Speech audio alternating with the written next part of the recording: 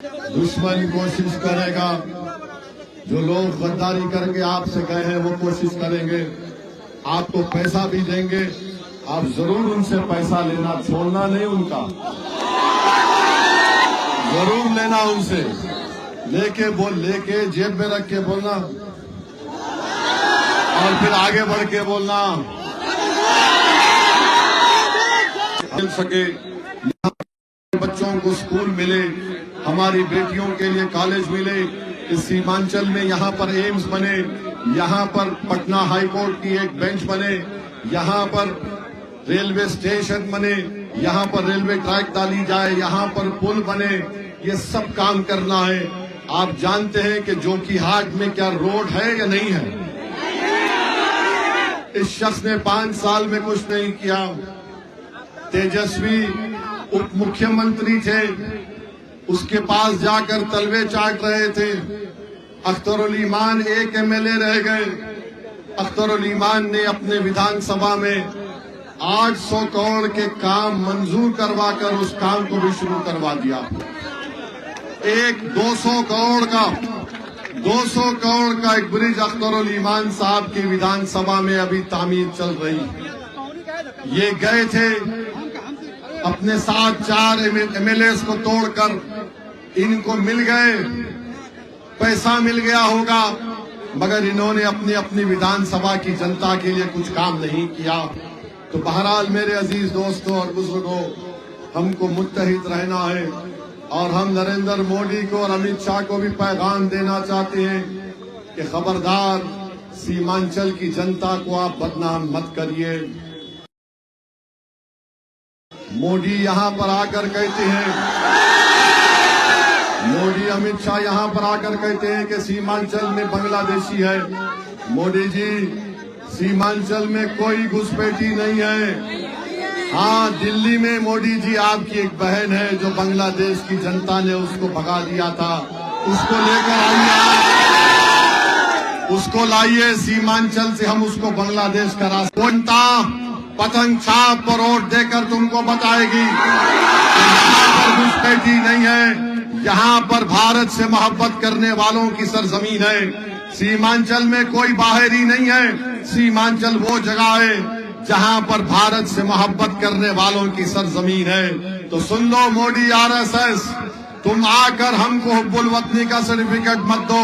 अगर तुमको जरूरत है तो हम तुमको बताएंगे वतन से कैसी मोहब्बत की जाती है।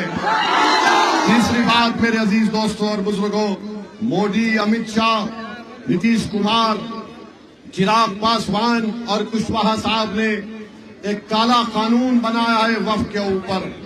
इस कानून के जरिए बिहार और पूरे देश की मस्जिदों को छीनने की कोशिश की जाएगी, दरगाहों को छीनने की कोशिश की जाएगी, खानखाहों को वीरान करने की कोशिश की जाएगी, कब्रिस्तान की जमीन पर कब्जा करने की कोशिश की जाएगी। जो वक्फ की जमीन पर काबिज हैं उनको मालिक बनाने के लिए कोशिश की जाएगी।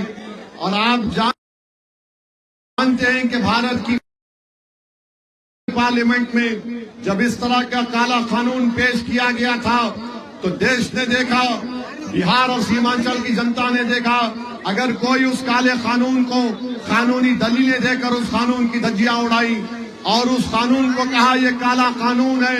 हमने बीजेपी के 300 एनडीए के एमपीज के सामने हमने कह दिया, हम इस कानून को नहीं मानते, यह कानून भारत के संविधान के खिलाफ है। और असदुद्दीन ओवैसी ने उस कानून को फाड़ के रख जाऊंगा तो इंशाअल्लाह मजलिस बाकी रहेगी, देखना इंशाअल्लाह, क्योंकि मजलिस को आप लोग आके लेकर बढ़ेंगे। नौजवानों, ये मुस्तकबिल तुम्हारा है, तुम मजलिस को लेकर आगे बढ़ोगे, तुम नेता बनोगे इंशाअल्लाह ताला। मैं तो अल्लाह से ही दुआ करता हूं कि अल्लाह मुझे इस दुनिया से उठाने से पहले मेरी ख्वाब है, मेरी कोशिश है कि भारत के मुसलमानों की एक लीडरशिप बन जाए, हर रियासत में और खास तौर से सीमांचल में बन जाए कि तुम नेता बनो, मुकद्दर के फैसले तुम अपने करो, तुमको किसी गैरों की चौखट पर जाकर भीख मांगने की जरूरत नहीं पड़ेगी।